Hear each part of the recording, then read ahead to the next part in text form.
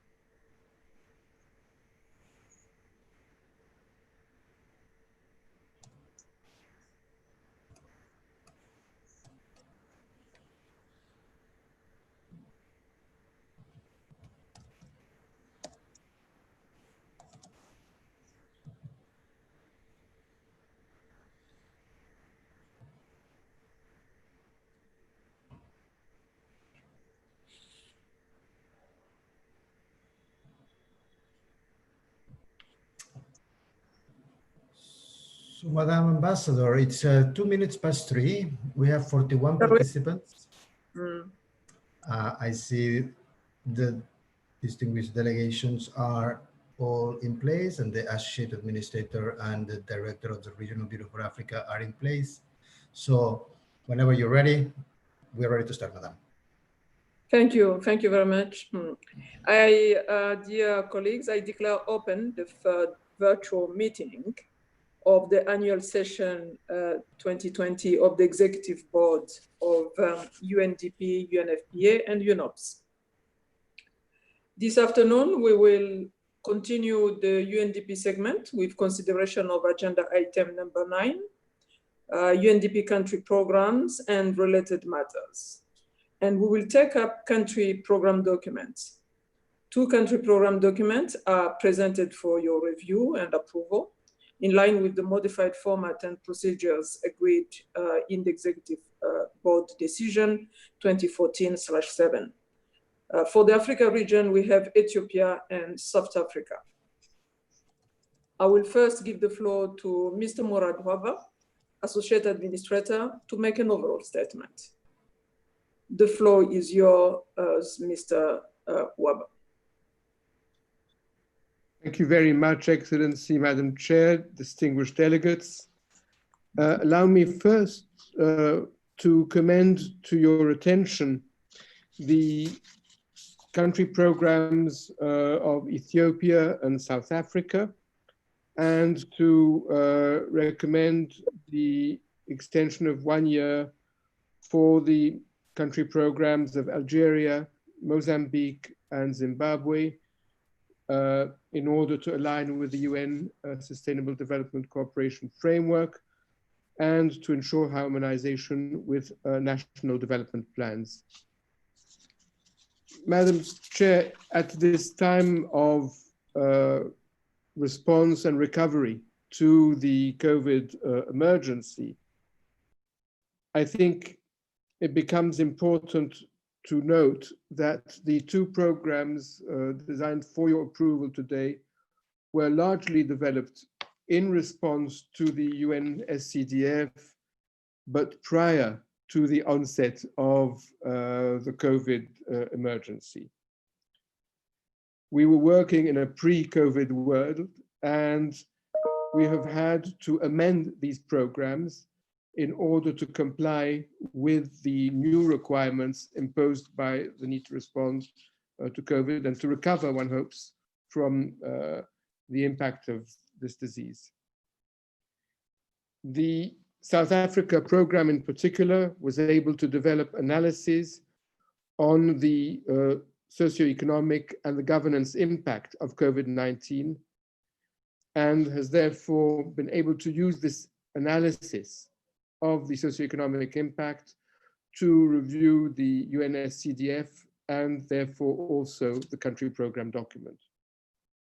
Both the CPDs of Ethiopia and South Africa recognize the need to address the spread of the disease along with longer-term measures to build resilience through socioeconomic and governance interventions. I think the permanent representative of Egypt this morning was commenting on the need for preparedness, for prevention, and for recovery and resilience. So this is an example, I think. Ultimately, the impact of COVID, the socioeconomic impact of COVID affects the vulnerable and the marginalized populations. And these programs therefore take an adaptive management approach. In Ethiopia, for example, 5% of our regular resources were set aside as a rapid response facility to strengthen the adaptability of the economy. Madam Chair, as you are aware, the year 2020 is a year of transition as countries recalibrate the ways of working together to identify and deliver joint results through the UNSCDF. A key challenge that we have had to address in this, in implementing the UN Development System reform, is the need for country teams to work together rather than in silos per agency. And in Ethiopia, Madam Chair, I'm very pleased to report that UNDP worked together with sister agencies and entities to undertake a joint systems analysis, revealing connections between the issues addressed by each of the agencies and spotting solutions that have an impact across the whole system. This is therefore what played, I think, a key role in informing the strategic choices that the UN country team, the resident coordinator, brought before the government. It's, if I may, therefore, a demonstration of the common chapter in actual operation. In South Africa, the UNDP worked under the coordination of the resident coordinator and his office, and her office, sorry, to help form technical committees looking at the achievement of SDGs in an integrated fashion. Again, this brought together the agencies, helping ensure that the United Nations in South Africa has a robust and flexible cooperation framework responsible to government priorities and aligned with them in the post-COVID area. We look forward to learning the lessons from these two country program documents and how they were developed as we proceed along the new generation of CPDs starting in 2021. And we're working very hard to prioritize these new programs in this year. With that, thank you very much. I thank you very much for your statement, Mr. Waba. And I will now give the floor to Mrs. Auna Eziakonwa, who's the Assistant Administrator and Director for the Regional Bureau for Africa, to introduce the CPDs just mentioned for the Africa region. You have the floor, Madam. Thank you. Thank you very much, Madam Chair. Good afternoon to you, distinguished members of the Executive Board and representatives of the governments of the Federal Democratic Republic of Ethiopia and the Republic of South Africa. I want to especially recognize State Minister of Finance from Ethiopia, Ato Admasu, who has joined us all the way from Ethiopia. It's in the middle of the night there. Thank you for being with us. My colleague, Mr. Wachba, has set brilliantly the context, so I will go straight to the presentation of the country program documents for Ethiopia and the Republic of South Africa to the regular session of the Joint Executive Board for approval. The two country programs, Madam Chair, have been formulated in close consultation with the respective governments and with a wide range of stakeholders. They respond to the respective national development priorities and are designed within the framework of the UN Sustainable Development Cooperation Framework. And I'd like to add also that in our approach across all the priorities, UNDP will apply the principles drawn from the human rights-based approach and are strongly embedded in the 2030 Agenda for Sustainable Development, which include inclusion, resilience, and sustainability, ensuring that any development gains made are within the capacity and resources of the country and that they do not compromise prospects for future generations. So I would say the CPDs are also aligned to the African Union Agenda 2063 and the 2030 Agenda for Sustainable Development. Madam Chair, if you allow me, I'll start with the Federal Democratic Republic of Ethiopia. Distinguished members of the Executive Board, Ethiopia is at a critical juncture. This pivotal country is building on an African success story of development progress, achieved without a sharp increase in income inequality. This is remarkable. Gross domestic product has grown at double digits for more than a decade. More than 15 million people have escaped from poverty, and social indicators such as child mortality and primary school enrollment have improved sharply. But Ethiopia must also contend with major structural transitions in governance towards a democratic polity, in the economy towards a more open, market-based and private sector-driven model, in demography through an impending demographic transition that is already evident in the young population, with 70% below 30 years of age, and on the environmental front, with the effects of climate change becoming more apparent and more serious by the day. Despite recent progress, there are also major shortfalls in gender equality and women's empowerment. COVID-19, Madam Chair, struck at this crucial transitional moment, revealing and exploiting structural challenges as well as threatening vital reforms and future growth and development. As the UN's recently released impact assessment states, and I quote, "The socioeconomic impact being felt across Ethiopia are already wide-ranging and serious, with the potential to become severe, depending on the combination of the pandemic's trajectory, the effects of countermeasures, and underlying structural factors." End of quote. 5 million or more people could fall into poverty. Up to 26 million or more people may need assistance. 30% plus of micro, small, and medium-sized enterprises, which are the bedrock of the economy, may be threatened by closure. And child malnutrition may jump by 10 to 15% in the space of just a few months, not to mention the certainty of a serious deceleration of growth and major reductions in remittances, exports, FDI, and more. Madam Chair, the New Country Program 2020 to 2025 sits within this context. It represents what I believe to be a new generation of programs in Africa, focused on structural transformation and aiming for changes at scale, using an adaptive, analytical, and risk-informed approach. This program is thus designed expressly to support Ethiopia's homegrown economic reform program and its 10-year perspective plan.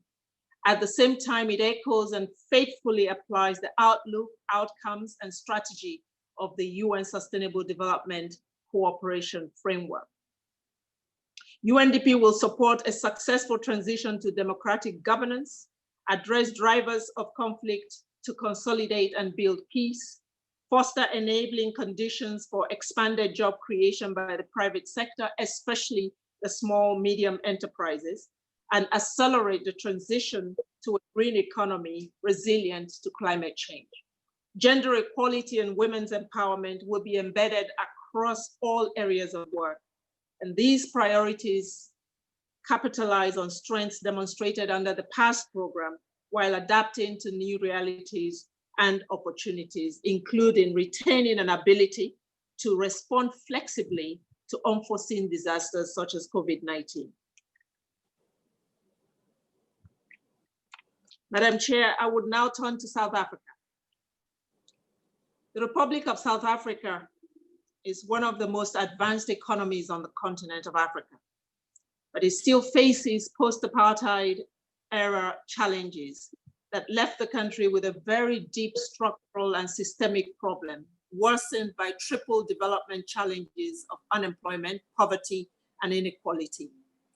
Unemployment has worsened, reaching a high of 29.1% by December 2019. For youth, it's even higher at 41%, and for women at 31.3% compared to men at 27%.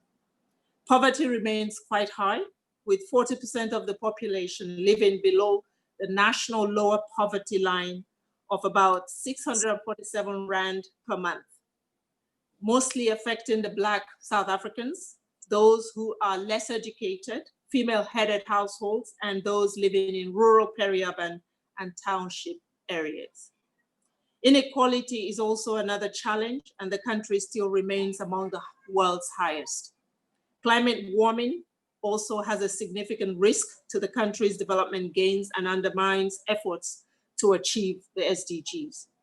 Accompanying the government efforts and priorities, the new country program has its main objective to address those structural and systemic problems and to achieve transformational change by focusing on 3 interlinked and mutually reinforcing pillars. The first is inclusive, just, and sustainable growth. The second is effective, efficient, and transformative governance. And the third is climate resilience and sustainably managed natural resources. With the largest outbreak of this debilitating global pandemic in the region, the country program will mainstream the short and medium-term COVID-19 responses and longer-term socioeconomic and governance recovery interventions, and also contribute to sustaining existing development gains. It will stimulate full recovery from impacts of COVID-19. The CPD, which runs from 2020 through 2025, is aligned to the government's medium-term strategic framework 2020 to 2025. Madam Chair, we're expecting the Executive Board to approve the CPDs for Ethiopia and South Africa, as well as the CPD extensions for Mozambique and Zimbabwe.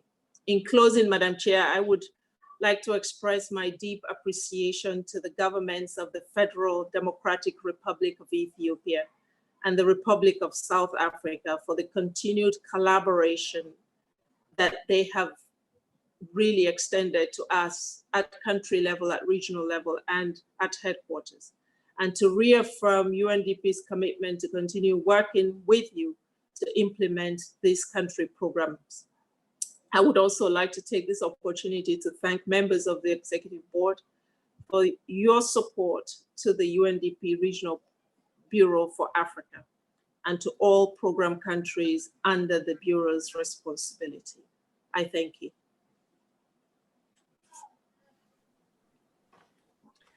I thank Madam Eziakonwa very much for her introduction, which was really give us a clear picture of the 2 CPDs that we are considering at this moment, in addition to those that are tabled for renewal. I now open the floor for comments or questions.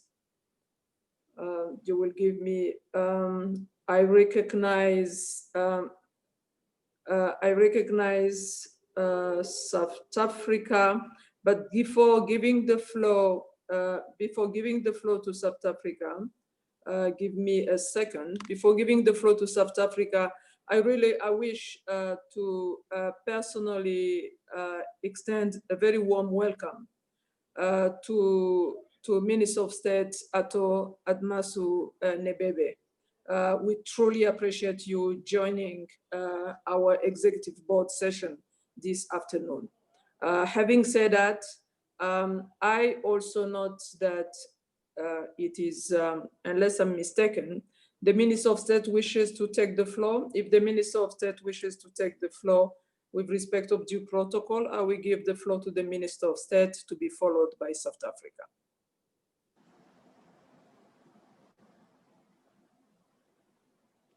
Is the Minister of State online?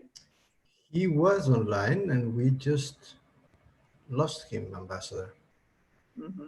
I know the connection could be. He was online and we just lost him a fraction of a second ago, because I actually because I saw that he raised the hand. I saw on my screen that he had raised the hand.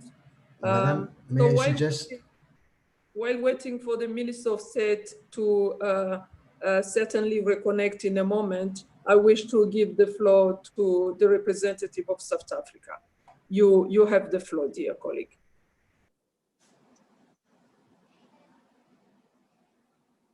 South Africa, is South Africa with us? Thank you. I was trying to unmute. Yeah, of course, I would have loved to speak after the state minister, but I understand that there is a connection problem. Absolutely, and I thank you for your understanding, but there is a connection problem, so we will give you the floor while trying to reconnect, while the minister is trying to reconnect. We give you the floor. Thank you very much, Excellency. We really appreciate this opportunity to speak this afternoon. We first wish to, of course, express our appreciation to the Associate Administrator of the UNDP, as well as to the Director of the Regional Bureau for Africa for their introductory remarks this afternoon. We wish to thank the UNDP team, both at headquarters as well as in the country office in South Africa, for this amazing work that has been done in the preparation of the CPD. The CPD was developed in close consultation with our government, and we are pleased with the collaboration and the flexibility in the process. The CPD is aligned with South Africa's National Development Plan 2030, Agenda 2030, as well as the African Union's Agenda 2063. Its focus areas are central to the development challenges facing our country at the moment. As the regional director for Africa has said in her opening remarks, South Africa faces the triple challenges of unemployment, poverty, and inequality. Our National Development Plan, on which the CPD is based, and our medium-term strategic framework, therefore seeks to raise the standard of living and create opportunities for all South Africans. Unemployment amongst the youth, in particular, is a concern of our government. Our country cannot see its full potential without tackling adequately this problem of youth unemployment. Therefore, the promotion of entrepreneurship amongst young people, amongst other interventions, is very critical and is one on which my government is fully committed. South Africa's National Development Plan also speaks to the need to build a capable state responsive to the needs of our people, and one that is continuously innovative. COVID-19 puts more focus on the importance of proper governance systems at national and subnational levels to provide services and also continuously innovate in this regard. Therefore, the CPD is very important for us and very crucial in this respect. The next point I would like to make is that South Africa is fully committed to the full implementation of the UNFPA and its Paris Agreement. In this regard, we look forward to working with the UNDP on clean energy programs. This will complement the work that is being done already to expand the share of renewables in our energy mix. South Africa will therefore work with the UNDP on resource mobilization in order to see the successful implementation of the CPD. We are also pleased to see the role of the UNDP within the broader RC system in South Africa, and to take note of the fact that the UNDP is actually leading on key elements of South Africa's UNSDCF, and we appreciate this role. We also, in closing, therefore, wish to thank other members of the board for their presence this afternoon, and we do hope that the board would adopt this CPD. I thank you, Madam Chair. I thank South Africa for his presentation, for his statement, and I wish now to give the floor to the Minister of State from the Federal Republic of Ethiopia. Honorable Minister, you have the floor.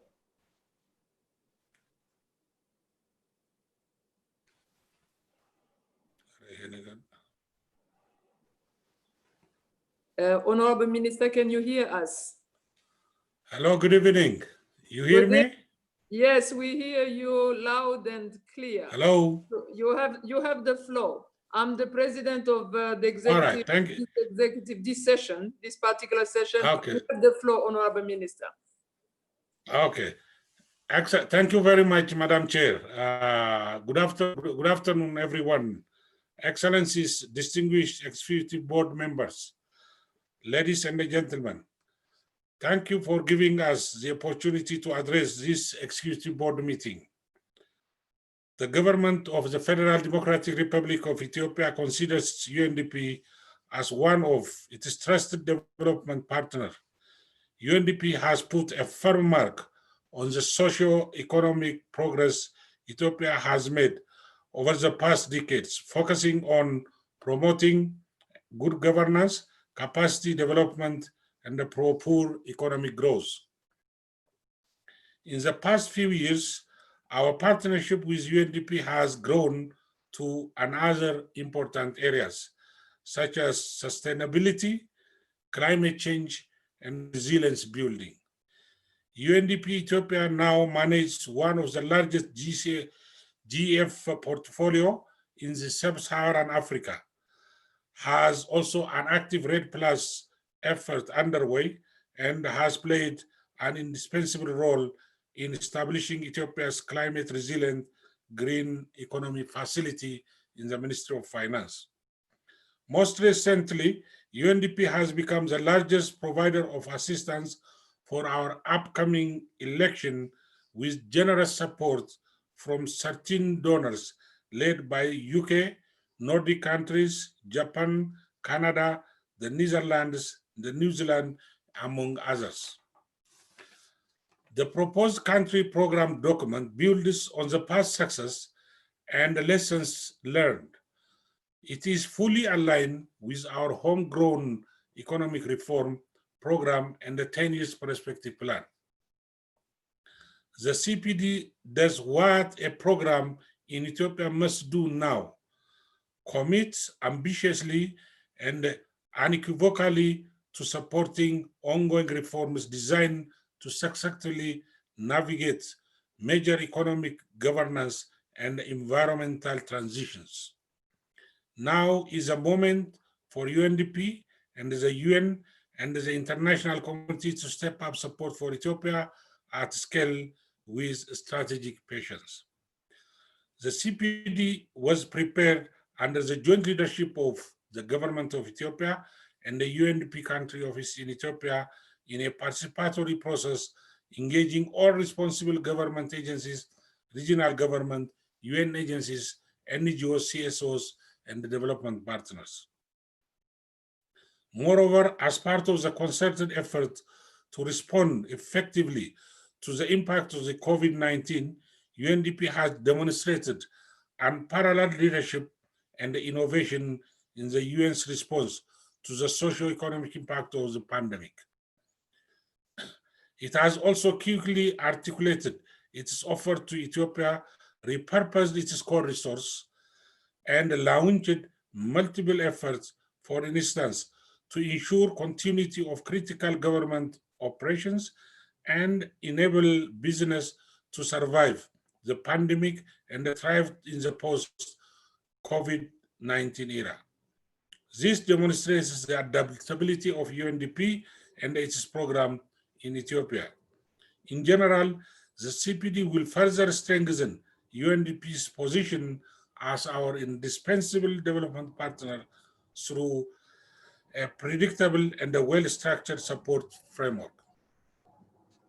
We appreciate the steps taken by UNDP to make interventions comprehensive and impact-oriented. In this regard, the new CPD has avoided fragmented approach through design that embeds UNDP's work in the major outcome areas of and the strategies of the new United Nations Sustainable Development Cooperation Framework. Speaking on behalf of the government of Ethiopia, I would therefore like to request the distinguished executive board to endorse the CPD. I thank you for the opportunity to address the executive board. Thank you, Madam Chair. Thank you, Minister, for your statement. I wish to maintain the floor open for any other request for the floor by any member here present. Please do raise your hand in the part that is reserved for that in this on this platform.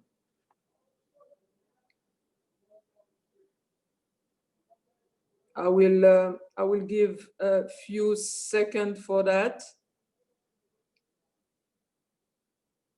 And if I don't see a further request for the floor, I wish once again to thank very much the representative of South Africa and the Minister of the Federal Democratic Republic of Ethiopia for their presentations.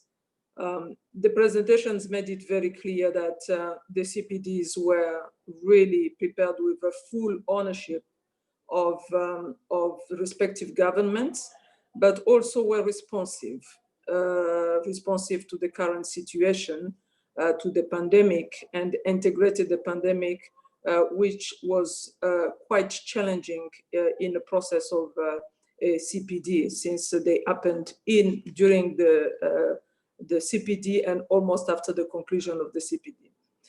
So I would like at this point, having not seen any request for the floor, I would like to check with Auna if she wishes to make any additional very short comment before I move to the next part of our meeting. If I just may reiterate my gratitude to both countries' leadership for those statements, quite encouraging and inspiring. And that's all I have to say. Thank you. Thank you. Thank you very much, Auna. This concludes our review of the country program document for the Federal Democratic Republic of Ethiopia and South Africa, in accordance with Executive Board Decision 2014/7. May I, distinguished member of the Executive Board, may I take it that these country program documents may be approved?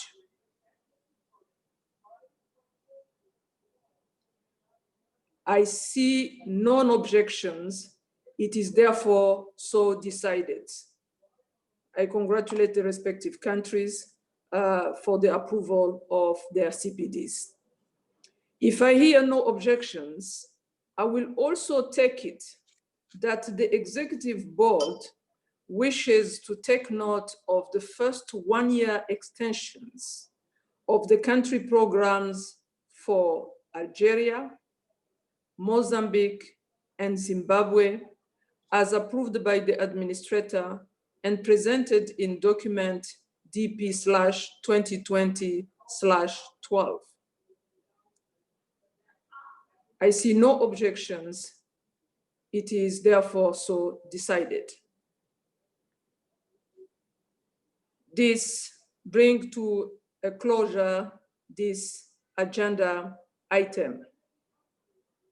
This brings to a closure, as I say, agenda item 7. We thank you again very much, Minister.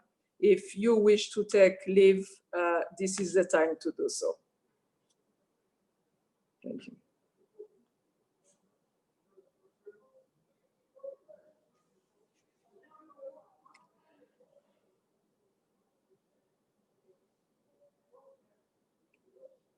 We will, dear members of the Executive Board,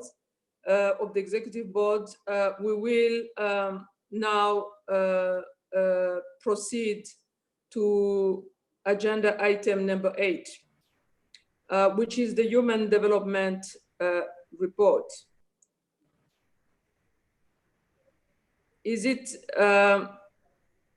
Let me first of all check if I'm not too early with time. Let me check. You might, Madam Ambassador. I'm looking for the director of the Human Development Report Office. Yes. So because we have used efficiently the time. So if you can find the director for us, that would be very useful. I'll do that immediately, Madam. Give me 1 minute.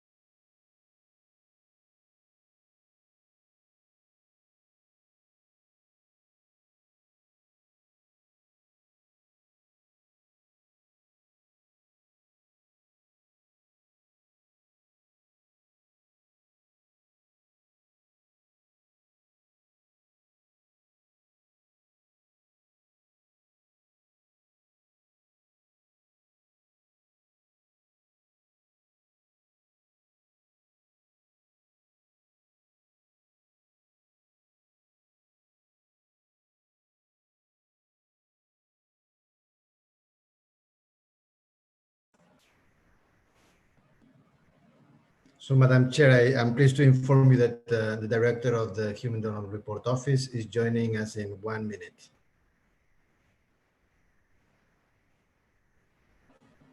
You are muted, Madam.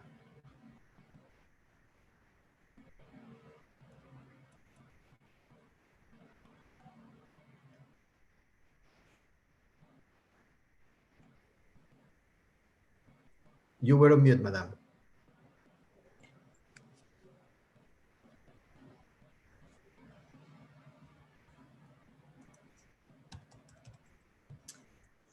Okay, I'm pleased to report that the Director of the Human Development Report Office is here with us, Mr. Pedro Contenciao. Thank you very much. So as I indicated just a moment ago, we'll proceed. We have just started our agenda item number 8. That is agenda item on the Human Development Report update on the Human Development Report consultations. Let me welcome Mr. Concejo, Director, Human Development Report Office. And without further ado, I would like to give you the floor for your presentation. You are welcome to take the floor, sir.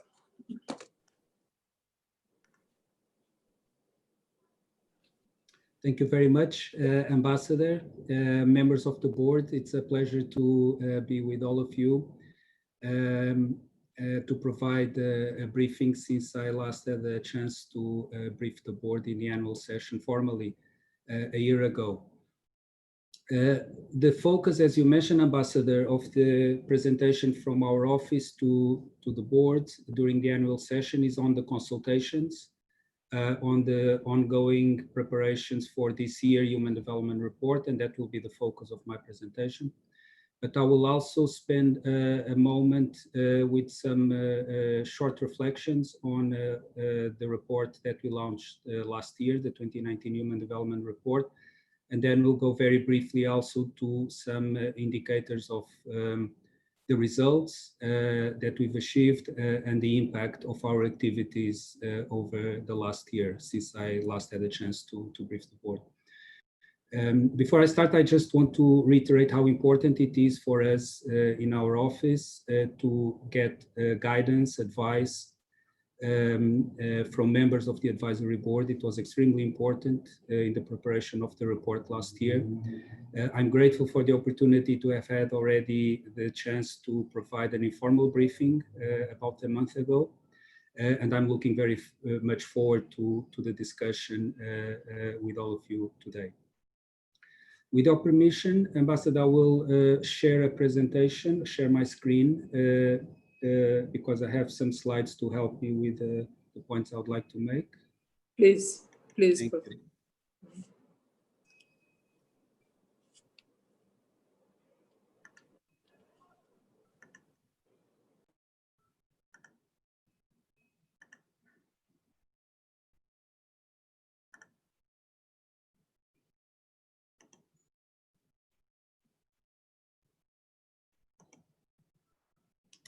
I hope you can see my screen.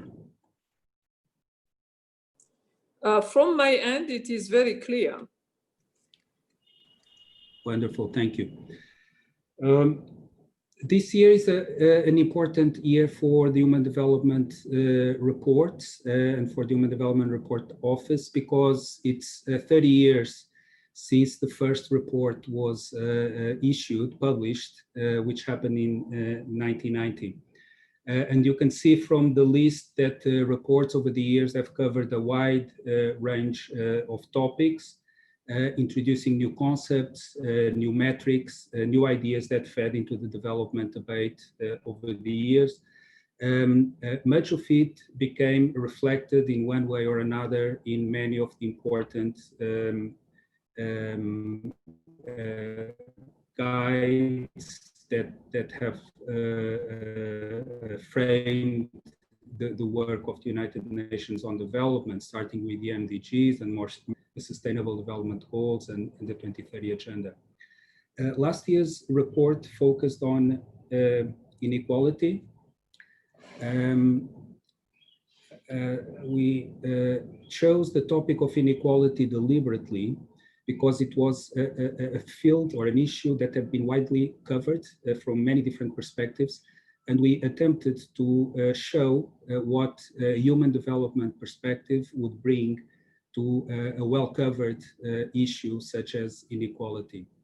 And I believe that we were able to show that taking a human development approach was helpful, in part because it would take the debate beyond the discussion around inequalities in income and wealth, which were dominating the debate, and open new windows into disparities that were affecting people's lives in different ways.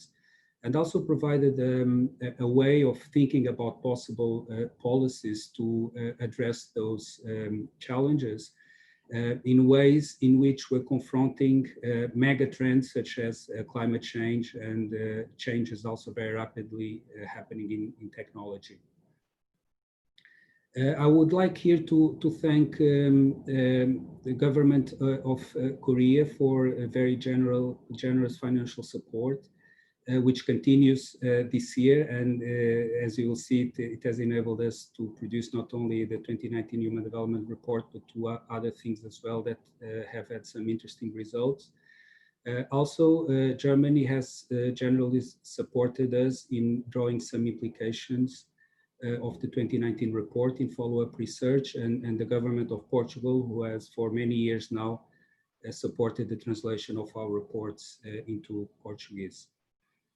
And also to thank the government of Colombia. The president of Colombia agreed to host the global launch of the report with our administrator on December 8th, 2019. And since then, the report has been launched in many countries around the world with the support of UNDP country offices. But it has happened, the launches have happened in many other countries as well. In fact, the last launch took place, that I participated in, took place in Paris. So I'm grateful also to the government of France for hosting it as in the Quai d'Orsay, and this happened just before the current travel ban was imposed. So I'll speak a little later about some of the results and impacts of our report. So let me move now to the main topic, which is the 2020 Human Development Report. I'll just start with a few words on the content to give you a sense of what we want to cover. Basically 4 points. We want to reflect on what is the meaning of human development in a context in which human action, human activity is putting unprecedented pressure on our planet. And one of the implications is that it's hard to disentangle what it means to have prospects for people from the well-being, in a way, of the planet, if I could use those terms. And of course, this is reflected in a sense in the 2030 agenda and the Sustainable Development Goals.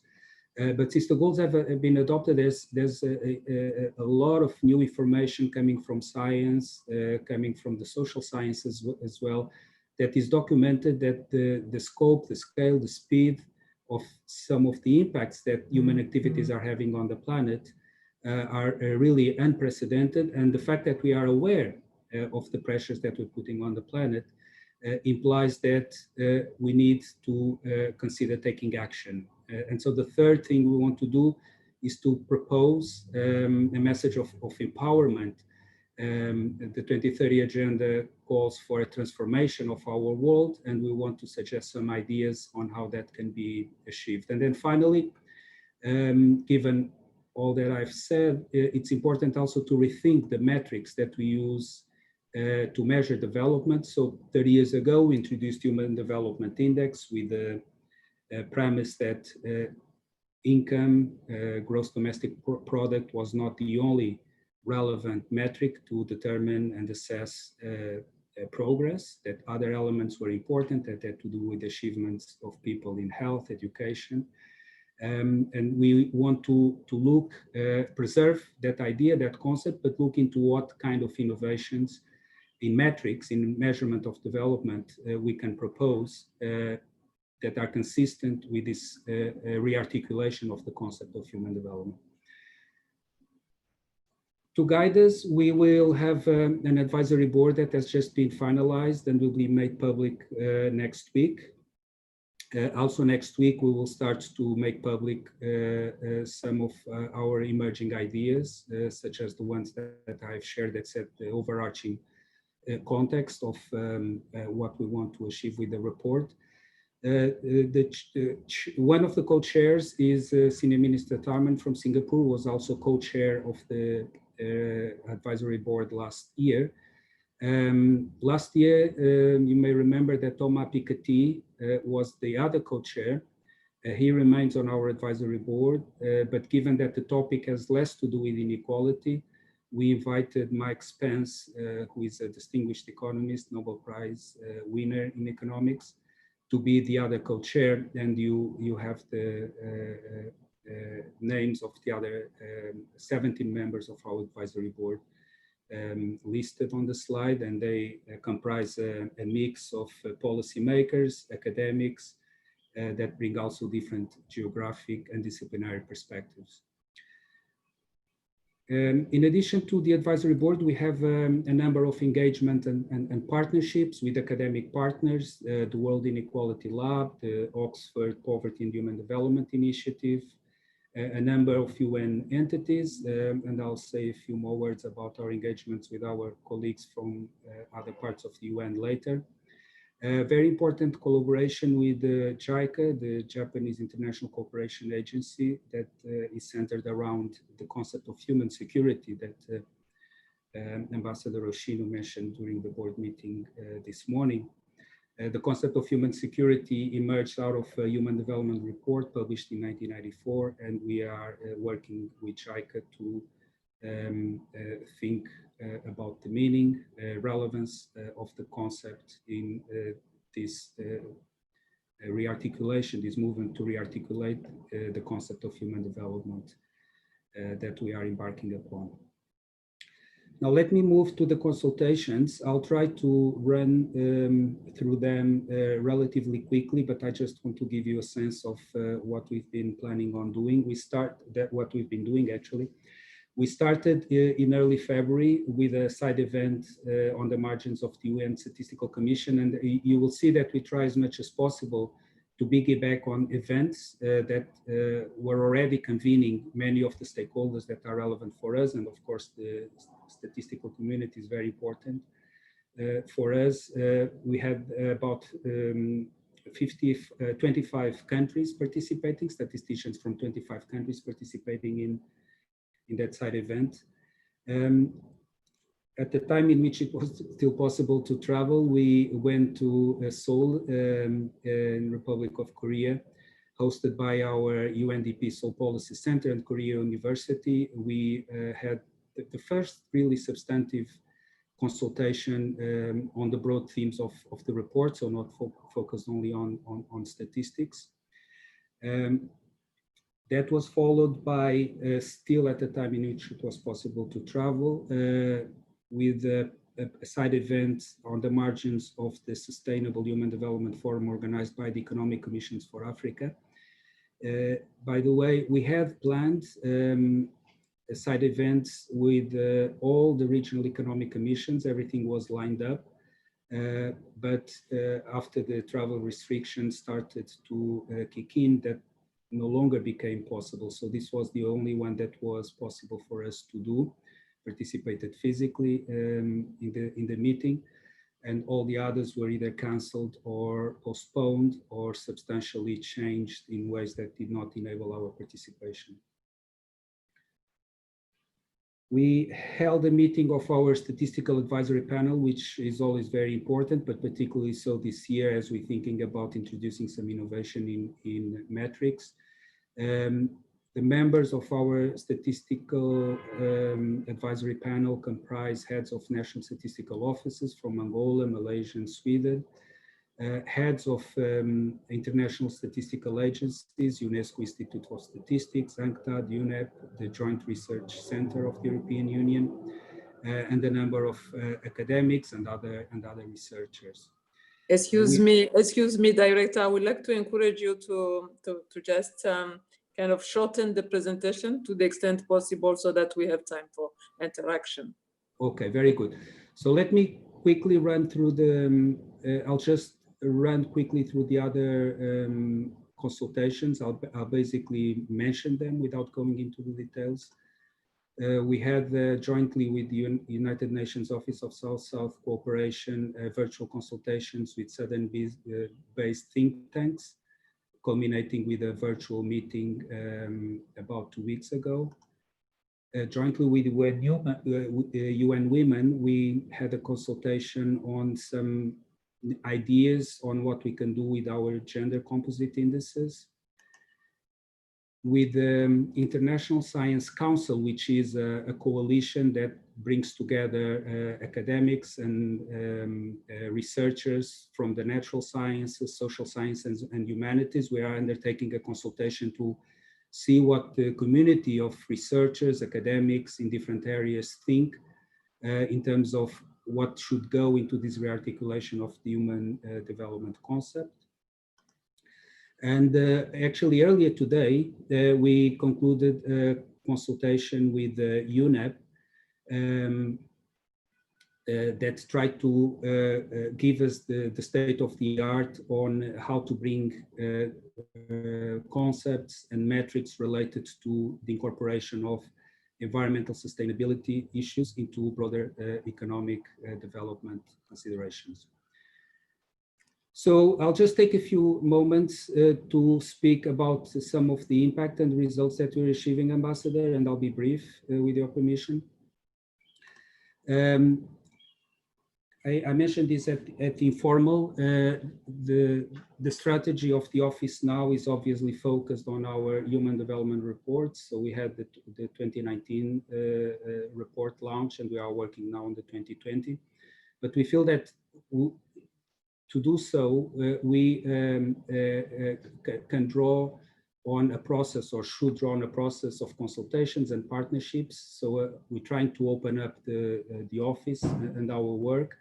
And we're also trying to draw several products that are derivatives of the work that we do in the report. So related to the 2019 Human Development Report, we anticipated some of the findings with the launch of the Multidimensional Poverty Index in July.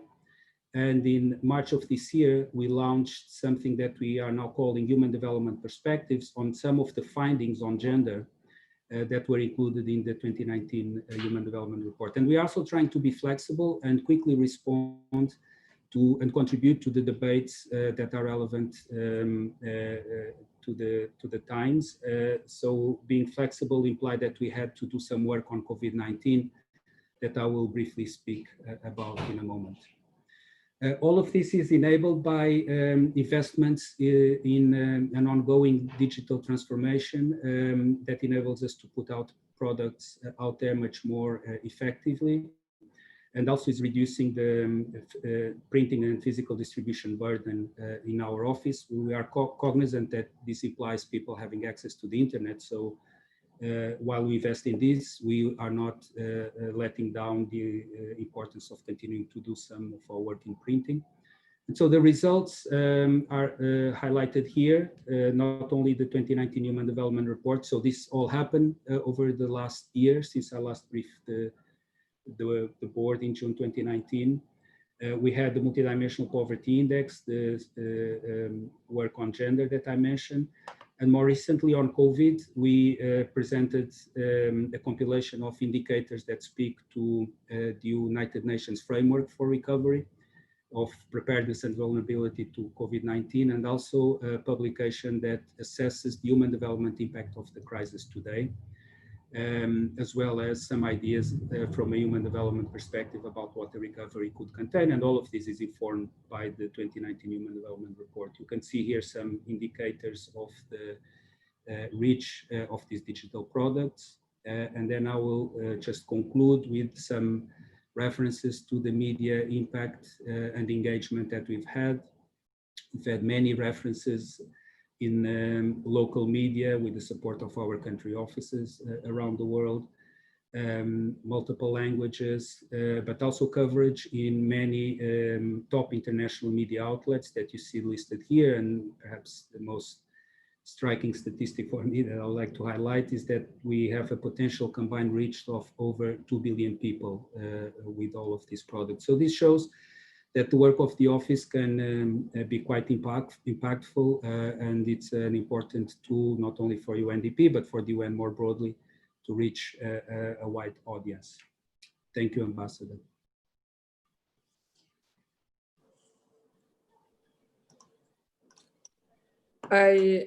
I thank Mr. Concho for his presentation, and I would like to immediately open the floor for questions or comments members wish to share with the board. The floor is open. I recognize Japan. Japan, you have the floor, please.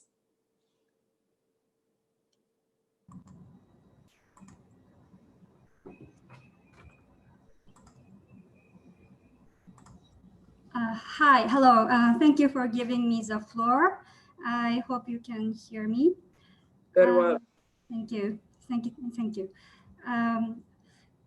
At the joint meeting of the board, first of all, thank you very much for the comprehensive presentation from Mr. Conchao.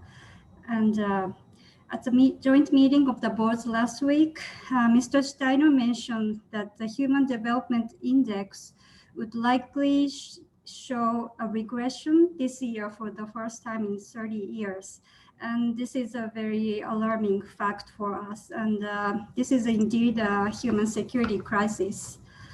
And we understand that the theme of this year's Human Development Report is freedom in balance with the planet. And from the perspective of Build Back Better, building an inclusive society that is more environmentally sustainable and resilient is very important. So, and this concept is very much inconsistent with the idea of the human security approach. So, and we hope that there will be a greater emphasis on the human security approach in this year's Human Development Report that you are preparing. And I'd like to emphasize our gratitude to Mr. Conchao for referring to JICA as a very important partner in the area of human security. And we'd like to continue our cooperation in this area. Thank you very much. I thank the distinguished delegate of Japan very much for intervention, and I wish to give the floor to the distinguished representative of South Africa. South Africa, you have the floor. Thank you very much, Madam Chair, for this opportunity to discuss the Human Development Report. And we would also like to thank the Director of the Office for his quite insightful presentation this afternoon. And we are looking forward to this Human Development Report. For somebody coming from a country that has got a fairly high Gini coefficient, we are always following the development and the analysis that is always contained in this important annual report. I just have a question that is related to the COVID situation.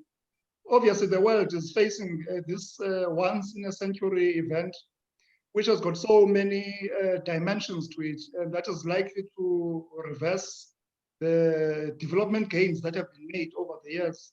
And I think one of the impacts of the COVID-19 is going to be this blurring of these categories that we've always had of countries, the middle-income countries, the LDCs, and all these categories. They are likely to be blurred because if you just look at the question of debt, for example, clearly everybody, even the SG himself said when he was speaking about the debt, that it's no longer a question of just focusing on LDCs.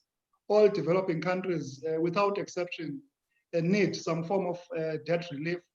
So I just wanted to find out from you, I mean, what impact will this have on all the matrices that we are using in the Human Development Report, and just on the general analysis of the differences between countries? I thank you again, Madam Chair. I thank very much the distinguished delegate of South Africa for both his question and comments. I wish now to give the floor to the distinguished representative of the Republic of Korea. You have the floor. Thank you, Madam. Thank you, Madam, for the opportunity. I also would like to thank Director Pedro for his comprehensive presentation and update on HDR today. Korea welcomes the release of the new dashboard on preparedness and vulnerability related to COVID-19 and Gender Social Norm Index. This national and regional data accumulated over the last 30 years help us to rethink our intervention for a new generation and identify these priority policy areas. We value HDR's endeavor in mobilizing partnership and expertise from academia and development partners and all across the UN entities, including United Nations Office for South-South Cooperation and UN Women, through its close consultation in developing HDR and gender indices that enhance a multidimensional approach to global human development. The important findings from the solid data show us why we should understand the inequality from different angles and redress relevant issues like enhanced capability, climate change, and technology. In this regard, beyond the current partnership and expertise, we would like to know how HDRO is planning to expand its usage of data and its findings from the multidimensional perspective in addressing inequalities and vulnerabilities. Also, we look forward to seeing its application to other UN literature, voluntary national reviews, as well as country program document, the previous session we see of the UN funding program, wherever possible. And lastly, in recognition of its powerful media impact, with more than 2 billion people potential reach out, we highly encourage HDRO on deploy technology in an accessible way through its mobile application development to ensure its continued digital presence. Korea will continue to be strong supporter HDRO's work this year. Thank you. Over to you. I would like to thank very much the distinguished representative of Korea for questions. Not seeing further requests for the floor, although I'm chairing this meeting, I would like to also seize this opportunity to just seek some clarification from Director Conchao. The first has to do with really a question that was already touched on regarding the poverty that is on the rise. And it is true that what the information we have received from the administrator regarding in terms of millions, hundreds of millions of people who are expected to fall back into poverty as a consequence of the pandemic, though the number itself was quite unsettling. So we'd like to get just a little bit more clarity from you on what is exactly forecast based on what you have found now. The second has to do with the process itself of consultation. I do understand that physical meetings are no longer possible with regional economic commissions as you had planned to conduct them.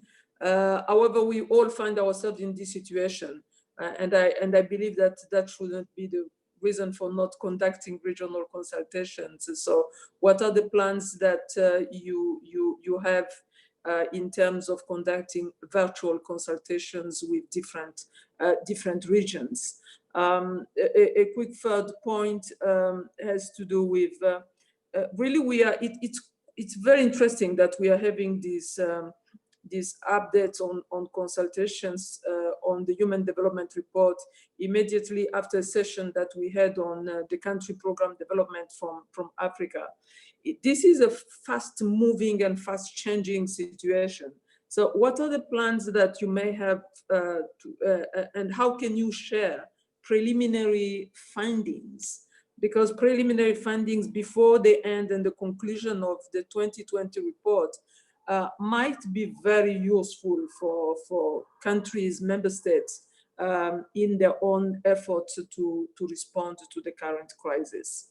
And my last point has to do, of course, with the very subject of this year HDR, which is balance with the planet. What is also increasingly clear is that the loss of biodiversity is partly to incriminate when it comes to the increases that we are seeing in a number of pandemics, and we have to be prepared for future ones to come. Is there anything pointing to that direction, or are you focusing on that as well during this year HDR? Thank you very much. So I will give you back the floor, Mr. Director. Thank you, Ambassador. As I expected, very stimulating set of questions that I will try to address the best I can, and I would welcome a continued dialogue on many of these topics, which are very much open-ended because the situation is changing so rapidly, as you just mentioned, Ambassador. So there were questions from Japan, from you, Ambassador, from South Africa to some extent, that asked, that related to the work that we did to assess the impact of COVID. So what we did in a publication that we launched 2 weeks ago was to ask the question, in real time today, how is human development being affected? Now, the Human Development Index, as we publish every year, is not a good measure to assess this because there is a lag with the production of the statistics that go into the index. So what we did was to look at the 3 components and try to estimate what is the impact on standards of living, on health, and on education. And the findings, as the administrator has been emphasizing, is that the impact in real time represents an unprecedented shock to human development. Why is it unprecedented? We've had many crises in the past. We've had the global financial crisis, 2008, 2009, major impact on many economies around the world. But it was a crisis that affected only one component of human development,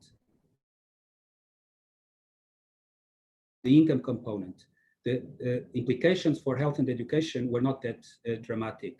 Also, it was a shock that spread across countries with a little bit of a lag. So not all countries were affected immediately at the same time. For instance, countries in Europe suffered the debt crisis 2-3 years after the shock. So what we're seeing now is that not only are all countries being affected virtually at the same time, but it's a crisis that's affecting income. A colleague from South Africa has already alluded to the sharp drop in economic activity. The IMF is projecting the largest global recession since the global depression of the 1930s of the past century. It's obviously affecting health, not only directly with the deaths related to COVID-19, but also very importantly, indirectly, because of the pressure that is being put on health systems around the world. And we have evidence and estimates actually that we could have as many as 6,000 preventable deaths from children every day over the next 6 months in low and middle income countries. So the health dimension is being affected in multiple ways. And then finally, education, which is the third leg of the Human Development Index. So we have standards of living, income, we have health, and the third leg is education. Now, 9 out of every 10 kids around the world today have their schools closed. The only option for many of these kids to continue to learn, to be engaged in education, is through remote learning. So that implies having access to the internet. So this speaks to the importance of access to technology. So what we did was to estimate, based on indicators of access to the internet, how many kids around the world are effectively out of school. They are enrolled formally. If you look at the statistics, the administrative records, they are enrolled, but effectively, if there is no access to the internet, they cannot learn. So they are effectively out of school. So bringing together all of these elements, we estimate that there is an unprecedented drop in human development. In the case of school enrollment, just to give you a sense of the magnitude of the impact, this would take us to the school enrollment rates that we last saw in the mid-1980s. The effective out-of-school rates today are as high as the ones that we last saw in the 1980s. For low human development countries, they approach 90% kids that are not in school. So this is what we've tried to do. And there were questions about, from you, Ambassador, also, how are we responding in real time? So this shows how our office quickly tried to mobilize, gather evidence, innovate, to provide information that we made public, and it has been quite impactful in the media, and informing some of the work that we're doing in the context of the leadership that we have in the UN, in the context of the socioeconomic recovery, to be responsible and to flexibly mobilize the capacities that we have in our office to respond to these needs. Let me briefly touch upon a few other aspects.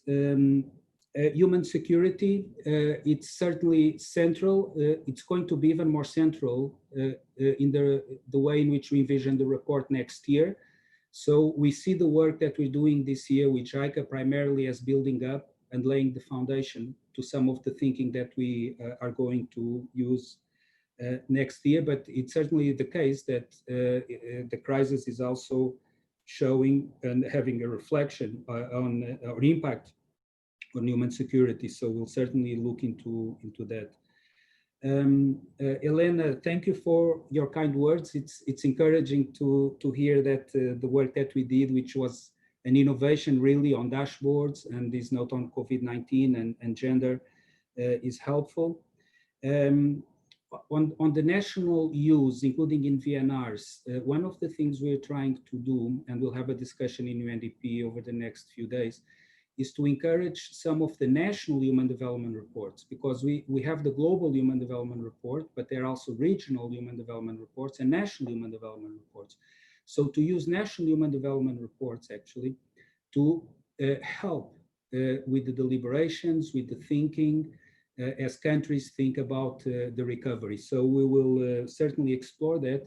And then countries will make the decision on how to use that information. It could be used in VNRs or it could be used in different processes. You emphasized the importance of deploying technology. We are, as I mentioned, investing quite a lot in what is the digital transformation. In fact, you mentioned mobile apps, and next week or in a few weeks, we are going to launch a mobile app of our latest report. So we are working on that. But as we do all of this investment, we have to bear in mind also that many people around the world don't have access to the internet. So we have to find the right balance here. Ambassador, you mentioned consultations. You cannot travel. It's not a reason not to do it. It's true. What we're doing here is evidence of that. And many of the consultations, but in fact, everything from late February on has been done using digital platforms. So the consultation with South-South was virtual, South-South Cooperation Office, with UN Women, the one with UNEP that we just concluded. All of this was virtual. The piggybacking on the regional Sustainable Development Forum is changing because many of these have been postponed, but we will reach out to the RECs and see if we can find an alternative for sure. Finally, again, Ambassador, you make this point, but part of being in balance with the planet, how does it relate to COVID-19? We don't know yet how the virus came about, but there is very strong evidence that it may have jumped from an animal into humans and from there transmitted between humans. We do know, though, if we look back, that there's been an increase in the frequency of these diseases in which virus or other pathogens jump from animals into humans. And there is very strong evidence also that this is linked to these pressures that we're putting on the environment through land use changes, biodiversity, as you mentioned. And so this is integral, really, to the story of living in balance of the planet, and also illustrates the risks that we confront and that we face if we don't do that going forward. So I hope that I've covered all the topics. If not, we can go for a second round, Ambassador. Thank you. Thank you. I believe you addressed all comments and the questions which were raised during the first round. And I thank you very much for that. I do recognize the distinguished representative of Switzerland requesting for the floor. You have the floor. Thank you, Madam, and thank you for the elaboration on how you are gathering data on the COVID-19 response. My question is twofold. First, in terms of gathering the impact analysis on behalf of the UNCTs, who is coordinating this within UNDP? What is the role of your office? And how are you collaborating with other UN agencies who are also providing data on important issues related to the Leave No One Behind agenda to feed those socioeconomic impact analysis? And finally, are these assessments available to member states? Because I think they could be very useful to inform our analysis of the situation on the ground. Thank you. I thank you very much for your questions. And without further ado, I would like to give back the floor to Mr. Conchao for to respond to this last set of questions. Thank you. So there are two parts. One is process, another one has to do more with substance. So on the process, all of the work that we're doing in our office is linked to and emanates from, in a way, the leadership role that UNDP was given in the context of the UN joined up response to the socioeconomic recovery. So that, for instance, the joint UN framework informed the choice of the indicators that went into our dashboards, and informed also the analysis that we have done in our COVID-19 and human development note. The results were shared by Mar Abdoulaye Mardier, who is leading for UNDP and coordinating for UNDP the effort with all the UN development system, UN Sustainable Development Group. And we are in close touch at the technical level with all the colleagues, or many colleagues, that are working with collecting and managing data, as I've indicated during my presentation. This work that we do in our office complements another important work that UNDP is doing under Mar's leadership, that is more related to gathering information from the many assessments that are happening at the country level, under the leadership of the UN resident coordinator, with support from the UNDP resident representative and other parts of the UN at the country level. So there's a parallel process that is more bottom-up to try to distill lessons from all of these national socioeconomic recovery and assessment efforts that are happening at the country level. So I see the work that we do in our office as complementing, informing, hopefully, not only the work that's happening on the ground, but the global understanding of the impact that the crisis is having. All the work that we do is publicly available. We launched this note on COVID-19 and human development 2 weeks ago, as I mentioned, and it generated huge interest from the media. It was featured in the Financial Times in the front page, for instance. There are many interest for interviews, CNN, Al Jazeera, many international media. New York Times referred to it, Washington Post. So it generated quite a bit of interest in the media, and we continue a dialogue with our UNDP colleagues and our UN colleagues on how to use the analysis in ways that continues to support our efforts as we move towards socioeconomic recovery of the crisis. Thank you. Thank you very much. Thank you very much, Mr. Conchao. This was a very informative, really update on the consultations, which allowed us to touch both on the procedural part of the consultations, but mainly on the substance, on what is coming out of the work that you and your colleagues are undertaking on the HDR. It's really not a question, it's just my last comment. Chairing this session has been very useful to me personally in getting to know, in preparing to chair this session, getting to know more about what the HDR has been doing and what it has been about. I believe that while we do have some major papers such as the Financial Times, New York Times, Washington Times, major papers that have really captured and disseminated the work, it is very important to make a deliberate effort to reach out to papers and from developing countries and from the developing world to make sure that there will be also dissemination of the findings and important work in the audience that is not necessarily the audience of the Financial Times and the New York Times or the alike. Which is nevertheless the audience that is the most affected by the work that is being undertaken here.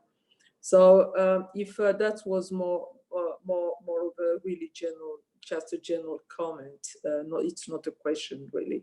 So if I don't see a further request,